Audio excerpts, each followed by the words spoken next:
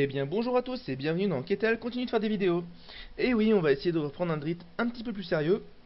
Et donc ce soir, je vais vous commenter une superbe partie donc entre Alistair et Marduk, donc deux joueurs du méta suisse. Donc Marduk que tout le monde connaît, deck builder de génie, excellent joueur et très apprécié de la plupart des personnes. Et Alistair avec un peu moins de palmarès mais une personnalité tout aussi attachante si on peut le dire ainsi et une chevelure foisonnante. Alors donc ce soir nous allons voir un match entre Alistair qui va donc jouer Targaryen, donc dans le haut de l'écran, sans agenda, alors que Marduk lui va jouer un Grégeois Fraternité. Donc des decks, bon pour le Targaryen sans agenda on sait pas trop ce qu'il va jouer. Quoi qu'on voit Quartz en setup, donc on va parler vite fait des setups. Donc on a Quartz, donc ça va jouer Dragon, hein, qui donne une icône intrigue au dragon et deadly. Summercy pour Dareduk et Mastraemon bah, pour faire de la save tout simplement, j'imagine. Alors que du côté de la fraternité, on a Vendamir, Gendry et le fantôme de Hawker, donc plutôt sympa, et une baie des glaces qui fait de la pioche, donc ça va jouer initiative. Donc, eh bien, écoutez, on va lancer la partie puis commenter sur le tas, de toute façon. En avant, je leur dis. Donc, voilà. Donc, Drégeois Fraternité, un archétype plutôt chelou dans un sens. Ah, pas mal le setup, là, on va lancer une pièce dès le premier tour, c'est beau. Et bah ouais, parce que bah, les deux joueurs ont 8 d'initiative, et là, c'est assez important de savoir qui a l'initiative, ne serait-ce que pour la baie des glaces. Donc, Alistair dit pile. Et Marduk fait face. Donc c'est Marduk qui choisit l'initiative. Lister qui l'insulte copieusement. Voyons voir ce que ça va donner. Donc, on va parler vite fait de l'agenda fraternité. Qu'est-ce qu'il dit? L'agenda fraternité, eh ben, il dit que les joueurs et les pouvoirs qui devraient être pris pour la carte maison sont à la place forcément mis sur un Brotherhood. Et s'il n'y a pas de Brotherhood, donc ils ne sont pas pris. Et à l'inverse, les adversaires, lors des prises pouvoir, peuvent prendre des pouvoirs des personnages Brotherhood plutôt que des personnages, enfin plutôt que de n'importe où quoi. Donc voilà. En gros, qu'est-ce que ça veut dire? Ça veut dire que des cartes comme Beric sont immortelles, que des cartes comme, je sais pas, le Manhuntman, enfin, ou le fantôme de Noble Cœur vont être plutôt faciles à mettre en place. Donc on a Alistair qui commence, qui envoie direct, ouh, ça pique.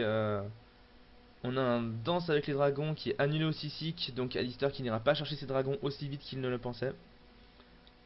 Et donc Sisic, une carte bien sympathique qui permet de cancel des effets déclenchés, pardon, même si jamais, enfin, sauf si jamais l'adversaire incline un influence. Mais l'influence ayant été inclinée pour justement jouer cet événement, eh ben, il ne peut pas l'annuler en payant un d'influence. Et voilà, c'est la grosse erreur. Voilà, l'histoire qui doit s'en mordre les doigts. Là, il aurait peut-être dû jouer ce petit 1 d'influence avant, histoire d'être tranquille. Du coup, il incline. Qu'est-ce qu'il va jouer de beau? Pied de prix, hein.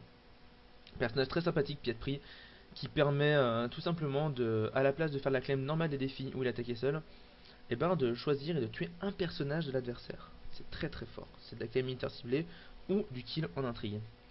Et un White Hatchling donc qui gagne une icône pouvoir dans les défis pouvoir initiés contre le possesseur de ce dragon, qui est donc très sympa.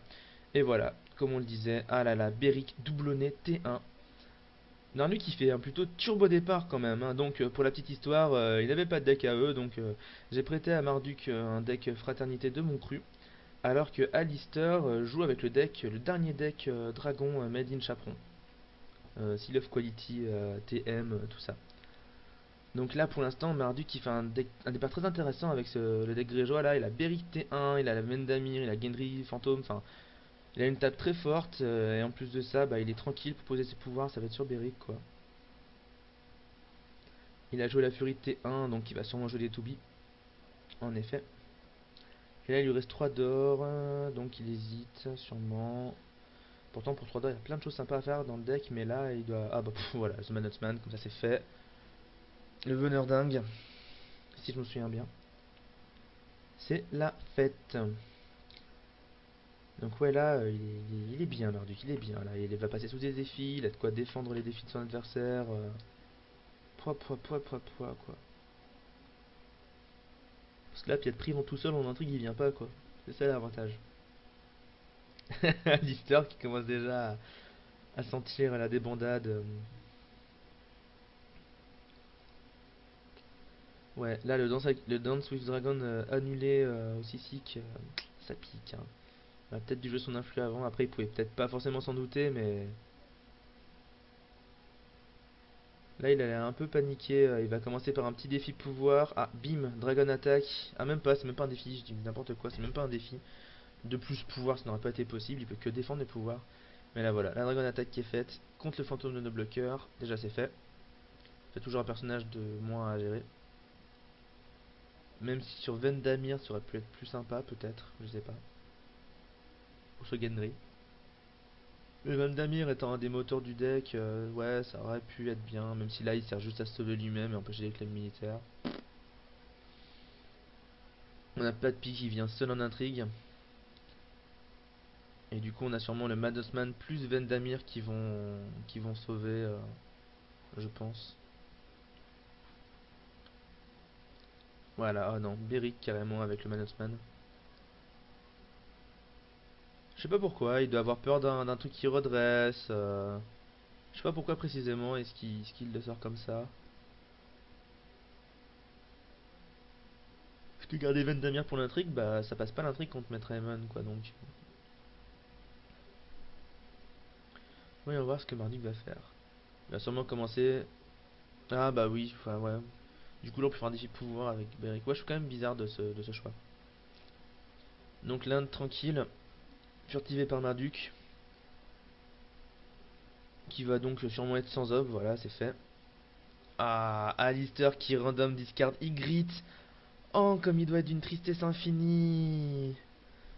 Tristesse infinie, quoi.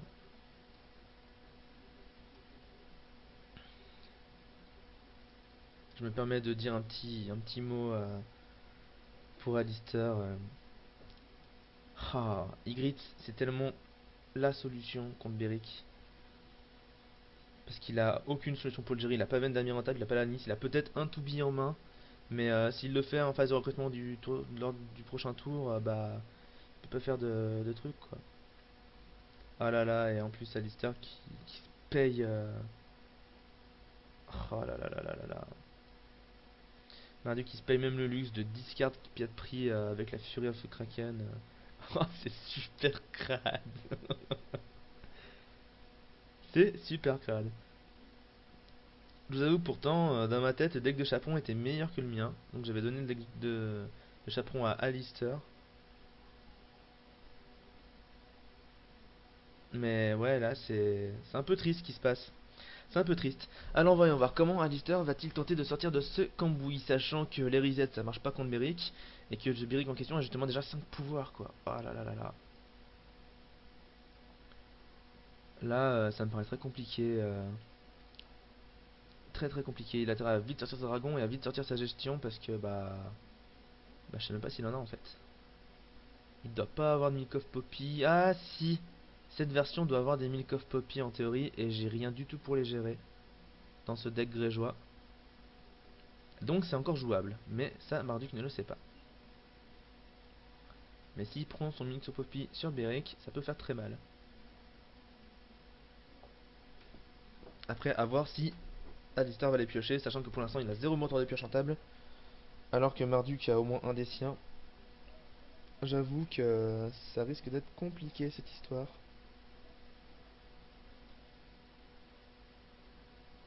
Ah, bim, Jorah qui se ramène, et c'est donc Gendry qui s'en va. Ce qui est pas plus mal dans un sens. Parce que Gendry c'est un peu une plaie quand même. Au bout d'un moment. Et Drogon qui arrive, enfin, voilà, le début de l'attaque des dragons. Voyons voir maintenant comment Marduk va s'en sortir. Même si je suis quand même plutôt serein du côté de Marduk, il a les solutions, il a la table. Enfin, il a la table. C'est relatif, mais voilà, le management il s'incline pas. Déjà à partir de là, voyons voir comment Marduk va faire. Il a 4 d'or, il sera à deuxième baie des glaces histoire de s'assurer l'initiative. Il a 2 de réducteurs, une mine, ouais, voilà, c'est la fête déjà. Là, le management s'écrit dessus coucou, je meurs jamais. Voyons voir. Avec 4 d'or, 2 réducteurs, donc en théorie 6. Ça pourrait jouer des choses pas mal, hein. Ça pourrait jouer Alanis par exemple. Ah non, ah oui, Tarl le triple noyé. Personnage très sympathique. Donc Tarl qui peut se sauver lui-même d'être tué en réponse toute simple. Et s'il le fait, il prend un pouvoir. Mais au bout de 3 pouvoirs, il est discard. Mais bon, ça fait quand même un personnage qui peut prendre deux pouvoirs au bout d'un moment, c'est super fort. Et Marduk qui enchaîne avec un non-Shipper Victory, histoire de dire coucou, moi j'ai de la pioche, c'est pas toi.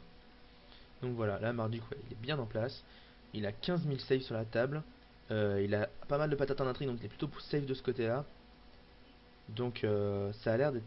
Ouais, il a l'air de vraiment bien parti. Du côté des histoires, qu'est-ce qu'il peut tenter de faire? Il peut tenter le militaire avec Drogon et le Watachling pour tuer Vendamir. Pour forcer Vendamir à s'incliner. Mais bon, ça a pas l'air... excusez-moi, ça a pas l'air si folichon que ça dans l'absolu. Donc Marduk qui va encaisser avec le Management sans hésitation. Mais s'il est malin... Ouh là là là là, je crois qu'il a oublié qu'il pouvait donner intrigue et tueur. Ou l'erreur peut-être. Ouais, le tueur sur Drogon. Est-ce que Marduk l'avait prévu ou pas? Je ne sais pas. Peut-être pas. Il doit devoir claquer sa mine s'il veut garder son Manhuntman. Ah, est-ce qu'il y a pensé? Je suis pas si sûr. Là, il réagit pas tout de suite. Je pense qu'il doit être un peu deg là, de s'être fait avoir aussi facilement.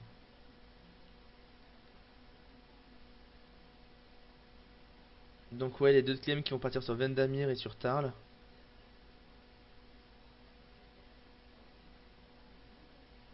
Ah, je sais pas là. Ah, il va sauver le Manhuntman avec la mine.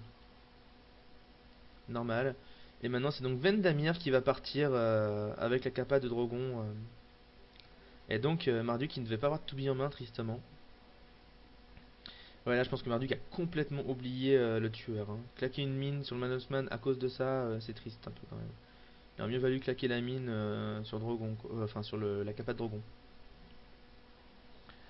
C'était donc le gros défi militaire. Oh là là, ça c'est beau ça. At Night the Hall, tous les dragons qui se dressent. Et il va donc pouvoir enchaîner sur un défi intrigue en furtivant Beric et en disant coucou, si tu veux t'opposer avec le Manhuntman, bah ça pique. Voilà, je sais pas, c'est un peu bizarre. Ah ouais, voilà, bah oui, il va furtiver tard là. Logique, c'est un peu le perso furtivé du moment. Parce que là, s'il s'oppose avec Beric et le Manhuntman, bah, il pourra peut-être plus faire de pouvoir. Si, il peut encore faire de pouvoir. Bon, ça vaudrait le coup du coup de s'opposer avec Beric et le Manhuntman. Mais non, parce que ouais, il peut pas mettre le DD sur Beric malheureusement. Là, s'il s'oppose qu'avec Beric, ouais, avec le Longship, ça marche. Ouais, tout à fait, c'est ce que je pensais.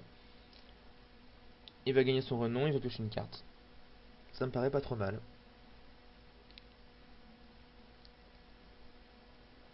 Sachant qu'il devrait quand même un peu laisser des pouvoirs à l'histoire parce que le but au bout d'un moment c'est sympa. Pourquoi il l'a révélé? Ah, parce qu'il a gagné un défi en défense avec le King's Landing Coupe, tout à fait. J'avais bien oublié ça. Donc non seulement il gagne en défense, mais en plus il pioche une carte, ce qui est très très fort. Et c'est Jorah qui va venir en pouvoir. Voilà, il devrait clairement le laisser sans op, hein. Mais déjà ça m'étonne qu'il ait pas laissé des pouvoirs sans op à son adversaire au début, parce qu'il vient lui piquer derrière avec Beric quoi. Ça c'est plutôt fort. Donc le Manhuntman va venir en intrigue et il va furtiver, voilà exactement, le Maître Raymond d'en face. Oh, joli! Le deuxième At Night the Hall. Le deuxième, ils hurlent la nuit en français. Et du coup, Drogon qui va... Et oui, Drogon qui va s'opposer sur ce défi. Intrigue. Ce qui va faire que Marduk ne va pas le gagner. C'est pas mal joué. Je m'excuse du bâillement. C'est pas mal joué. Donc derrière, il va pouvoir lancer un défi militaire, sauf si jamais il y a encore un Night the Hall qui sort. Ça m'étonnerait quand même. Le troisième en main, puis même, ce serait pas forcément utile. Là, Mess Raymond, il peut tranquillement s'incliner pour sauver, voilà. Ça va rester sans op. Ça reste correct. Et Tarl, donc il va pouvoir finir un défi pouvoir. Le White Hatchling qui va sûrement s'opposer pour empêcher le sans up.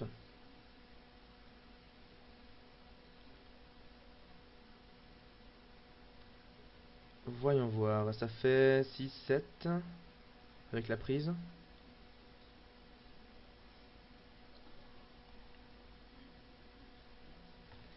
Voilà, tout le monde s'adresse. 8 à 2. Donc voilà, là Marduk est bien parti quand même, hein. Le module Beric est en place.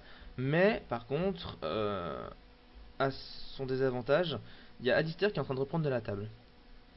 Seulement, l'avantage de Marduk là, c'est qu'il est vraiment très peu socible au reset. Il pourrait se permettre de claquer un Valar de par le Management, ça serait pas si grave, c'est juste qu'il enlèverait dans la table d'en face. En plus, il mettrait un autre pouvoir sur Tarl, enfin, je veux dire, ça serait worth it quoi. Marduk qui a sa carte en main, Alistair qui en a zéro. Ouais, là, Marduk qui est vraiment très très bien. Marduk qui peut se permettre de Valar. L'adversaire a zéro carte en main, enfin, ça me permet très compliqué. Ça me paraît très compliqué. Voyons voir comment il va s'en sortir. Ce pauvre Alistair. Quel complot va-t-il jouer? Marduk qui hésite encore un petit peu. Il doit hésiter entre claquer un autre un complot pour rusher un peu, ou alors s'il veut peut-être plus jouer un complot pour peut-être, je sais pas, pour resetter la table, pour mettre de la claim. Bah voilà, c'est un mini reset qui part, hein, sous la forme d'un Willfire Assault. Lui il va ne perdre personne, alors que bah, Alistair va avoir le dur choix de devoir tuer un de ses personnages cannot be saved, qui va sûrement être le White Hatchling dans l'absolu. Ça me paraîtrait plus logique. Donc Marduk prend l'initiative avec la baie des glaces en plus, donc ça va lui permettre de piocher. Alors que quant à quant à Alistair, lui, il joue un complot pas très commun, mais qui reste jouable. Les chansons de Bael le Bard, donc qui, quand ce complot, quand il est révisé, on choisit un personnage non noble, et ce personnage gagne un trait. Donc c'est clairement faire de la manip de trait, évidemment, que ça soit donner Nightwatch pour faire les choses rigolotes avec Ygritte, ou alors donner le trait allié, ou donner le trait, je sais pas, réfugié, mercenaire, etc. Chevalier, traître, bref. Il y a pas mal de cartes sympas qui peuvent synergiser avec ce complot. Et là, c'est Ser Jorah Mormont qui va avoir le trait dragon. Ma foi, c'est intéressant. Ça peut être une utilisation de ce complot là aussi. Marduk est une de psychopathe, hein, clairement. Clairement. Histoire de cartes, Marduk en a 8. Euh, la partie a l'air pliée à partir du moment où Marduk a sorti son setup assez fort et qu'il a cancel la danse des dragons avec son mal de mer. Pouah, Beric Flaming Sword, c'est fort. Beric qui prend double renom maintenant, qui a 4 de force et qui ne peut pas avoir sa force réduite. C'est complètement fort. Une get house pour histoire de faire un peu d'économie. Et pour deux, que va-t-il jouer? Est-ce qu'il va essayer de jouer d'autres choses pendant ce temps-là que, comme vous le voyez, Johan, donc Alistair m'envoie une image qui doit être liée à cette partie. Je vous la montrerai si jamais elle est montrable sur le forum ou sur la vidéo, je vous la montrerai à la fin. Voyons voir ce qui se passe. Donc Marduk qui décide de poser Lady Stoneheart, donc Lady Cœur de Pierre, je crois que c'est en français, et de l'économie via la King's Road. Alors que Alistair, quant à lui, va enfin poser Viserion, donc un atout très important du deck évidemment. Viserion qui, lorsqu'il gagne un défi où il n'y a que des dragons qui ont participé, il peut choisir et défausser des lieux, dont le coût est, si je ne me trompe pas, inférieur strict au nombre de dragons participants. Donc en l'occurrence, avec Viserion, Drogon et Jorah, ça pourrait faire une discard du Longship par exemple, Iron Victory. Donc c'est à voir. Et on pourrait même tuer des personnages à 2 de force, 3 de force avec Drogon. Par exemple, le Management. Donc c'est complètement fort. Donc à mon avis, là ouais, Alistair qui va tenter de pas du tout incliner ce personnage pour faire un bon gros défi avec 3 dragons d'un coup. Ouh là là, décidément, Iwan qui m'envoie plein d'images. Alistair qui doit être au bord du gouffre pour envoyer autant d'images d'un coup. Donc ça va être un défi intrigue de la part de Marduk. Défi intrigue où sûrement Mestre Aemon ou Ser Jorah Mormont vont être furtivés. Voilà. Ça va donc être un défi intrigue, peut-être pas sans op, parce que bon, il y a quand même un militaire, un Unclaim qui va suivre derrière. Et je pense pas qu'Alistair a envie de perdre un personnage. Donc c'est un sans op. Beric qui va prendre 3 pouvoirs sur ce défi. Et c'est le Black Hatchling qui va être défaussé, malheureusement. C'est dommage qu'il ait pas joué le Black Hatchling. Bah ouais, il y a déjà Drogon à table, donc le Black Hatchling se serait fait directement au discard, hein. Oh là là, et bim, le condamné par le conseil. Dans la bouche de cartes, ça fait mal. Et là, ouais, Marduk qui est déjà à 11 pouvoirs, je crois qu'il peut peut-être finir sourcil, je suis pas sûr. Il faudrait qu'il laisse tout un sans op, et encore, même comme ça me paraît difficile. 11, 12-13 sur le sans op, la clème de pouvoir, ce qui fait 14, et le renom de Lady Stoneheart 15. Donc ouais, là, il a pas le choix, le pauvre Alistair. Il faut absolument qu'il défende au moins un défi, et de préférence le défi pouvoir, où il y aura 8 de force, donc il va pouvoir le gagner. Mais voilà, ça reste quand même super compliqué. Pendant que Marduk lui s'éclate avec son défi, un militaire qui va être sans op, où le maître Aemon va se sauver lui-même. Est-ce que Marduk a un petit cancel en main, histoire de dire non ou pas? Attention, il hésite peut-être. Ça a l'air d'être un non. Non, c'est bon. Juste un pouvoir de sans op, de Beric. Ça a l'air d'être correct. Et donc Marduk qui va bien évidemment finir avec un défi pouvoir normalement de Tarl et de Lady Stoneheart. Et Alistair qui va être obligé de le bloquer ce défi intégralement. Car même s'il fait juste un sans op, il suffit que Marduk fasse un effet de kill sur Tarl et la partie pourrait être terminée. Marduk, si tu m'entends, défi pouvoir avec Tarl, Lady Stoneheart et le Longship Armor Victory pour piocher. Ça force la table adverse à s'incliner. D'ailleurs, tu gagnes l'hégémonie avec le Manusman. Ça serait pas si mal, honnêtement. Voilà, c'est ce qu'il va faire. Pouvoir avec tout le monde. Là, Alistair qui est obligé de défendre. S'il ne défend pas, la partie est terminée. Car ça va faire 3 pouvoirs au total. Ouais, on a tendance à assez facilement oublier le renom de Lady Stoneheart, mais oh, il va juste opposer. C'est la mauvaise décision. Il va juste opposer avec Sergio Ramormont. Ce qui va arriver, c'est qu'il va prendre 2 pouvoirs. Et que le premier effet de kill qui vient, bah, ça va être un pouvoir sur Tarl. Et que ça. Bah voilà, quoi, ça va gagner là-dessus. Oh, c'est la tristesse. Bon, je pense quand même qu'Alistair n'est pas complètement dupe. Et qu'il va quand même faire un défi pouvoir avec Viserion et Drogon. J'espère pour lui en tout cas. Ce serait un peu triste qu'il le fasse autrement. Mais s'il ose faire un défi militaire, et ben la partie est finie. Parce que la clem va partir sur Tarl. Tarl qui va se sauver lui-même. Oh, il va faire un défi militaire. Ou il va d'abord faire un défi pouvoir. Ouais, il va d'abord faire un défi pouvoir. Mais ça reste super dangereux quand même, quoi. Et il va empêcher Marduk de gagner l'hégémonie en gardant Drogon redressé. C'est très bien joué. C'est la meilleure solution du coup, je pense. Et casser la rue des Sœurs. C'est bizarre qu'il casse la rue des Sœurs. Il aurait pu casser la baie des glaces, mais ou la Gatehouse. Je ne sais pas pourquoi il casse la baie des Sœurs. La rue des Sœurs, pardon. C'est bizarre, ma foi. C'est pas non limité en plus les capacités de Viserion, de mémoire. Ouais, non, y a pas de souci. Ouais, bah. Ma foi, c'est étrange. Alistair prend l'hégémonie, ce qui empêche de Marduk de gagner là maintenant tout de suite sur son Valar. Car ouais, il est à 13. Si jamais il aurait gagné l'hégémonie, Marduk, avec le Valar, bah, le temps que Tarl passe en pile des morts, que le Lady Stoneheart passe en pile des morts, pardon, bah, Tarl il prend un pouvoir avec sa réponse et du coup, bah, au niveau du timing, ça permet à Marduk de gagner. Donc là, Marduk qui devrait Valar sans trop de concessions. Ou alors, prendre Dignité et gagner avec les renoms, je sais pas trop. Voilà, par exemple, jouer des trônes et dire bah mes personnages qui ont renom ils s'inclinent pas pour attaquer. Ça me paraît plutôt fort. Surtout qu'il va prendre l'initiative. Là, l'histoire qui devait s'attendre au Valar pour jouer 5-5-1. Ouais, là, je pense tristement que la partie est terminée. Ce qui serait, alors là, ce qui serait exactement maintenant super drôle. Mais je crois qu'il n'y a qu'une seule Ygritte dans le deck. Mais si jamais Alistair arrive à nous faire un move qui déchire et qu'il arrive à mettre Ygritte en jeu et à piquer Beric, ça serait juste magnifique. Oh là là, Asha Greyjoy en plus, qui elle non plus cannot be kill du coup, lui qui a aucun pouvoir sur la carte maison de Marduk et que l'adversaire en a donc plus. Un petit Bosco histoire de dire je dépense mon or. Voilà, Marduk qui doit clairement garder des cancels pour une possible Ygritte number 2.